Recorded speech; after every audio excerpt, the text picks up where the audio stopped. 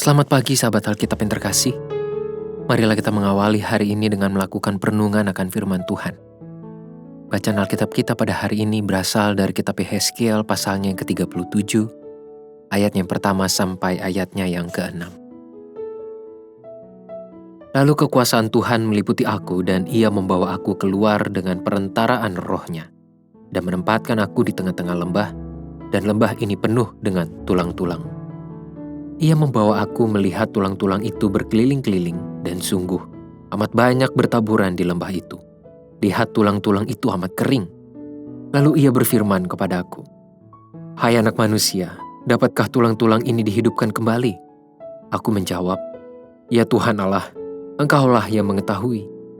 Lalu firman-Nya kepada aku, "Bernubuatlah mengenai tulang-tulang ini dan katakanlah kepadanya, Hai tulang-tulang yang kering, dengarlah firman Tuhan. Beginilah firman Tuhan Allah kepada tulang-tulang ini. Aku memberi nafas hidup di dalammu supaya kamu hidup kembali. Aku akan memberi urat-urat padamu dan menumbuhkan daging padamu. Aku akan menutupi kamu dengan kulit dan memberikan kamu nafas hidup supaya kamu hidup kembali. Dan kamu akan mengetahui bahwa akulah Tuhan." Menghadapi pergumulan yang tak kunjung usai memang dapat menjadi sebuah tantangan iman. Banyak pertanyaan yang mungkin muncul dengan sangat berpotensi untuk menimbulkan keraguan. Kita mungkin bertanya tentang kapan masalah ini akan berakhir. Mengapa hal ini terjadi kepada saya dan keluarga saya? Kenapa Tuhan seperti membisu dan tak acuh? Alhasil berbagai konsep pengajaran iman dan firman Tuhan yang membicarakan perihal janji, kasih, dan karya penyelamatan Tuhan pun menjadi sesuatu yang tidak dapat diterima. Kondisi di atas sangat mungkin dialami oleh orang Israel yang sedang menghadapi pembuangan. Berdasarkan setiap nubuatan yang sudah disampaikan oleh beberapa nabi mengenai pembuangan tersebut, nampaknya sudah cukup untuk menimbulkan kesadaran pada diri orang Israel bahwa mereka telah berdosa di hadapan Tuhan. Persoalannya adalah kesadaran akan keberdosaan tidak serta-merta menghilangkan pengalaman pahit yang sedang mereka rasakan. Kondisi hidup mereka tidak dapat berubah sekejap hanya karena kesadaran tersebut. Di tengah kondisi seperti inilah, harapan terkesan menjadi semakin samar.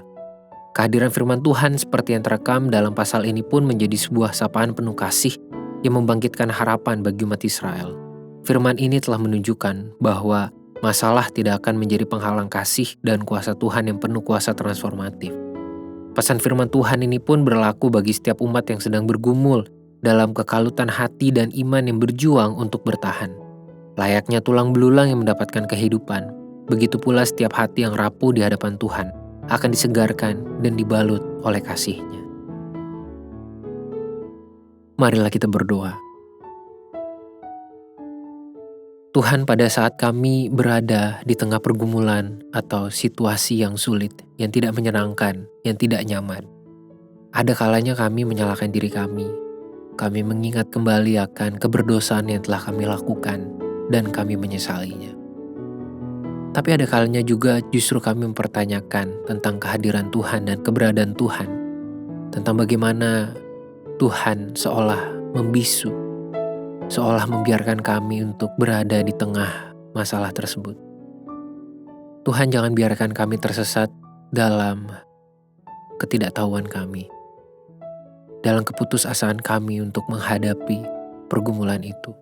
Karena kami yakin percaya, sesungguhnya harapan dari Tuhan selalu ada dan akan terus menjadi nyata. Biarlah kasih Tuhan dan kuasa Tuhan selalu kami rasakan dan kami imani. Hanya di dalam nama Tuhan Yesus kami berdoa dan menyerahkan hidup kami. Amin.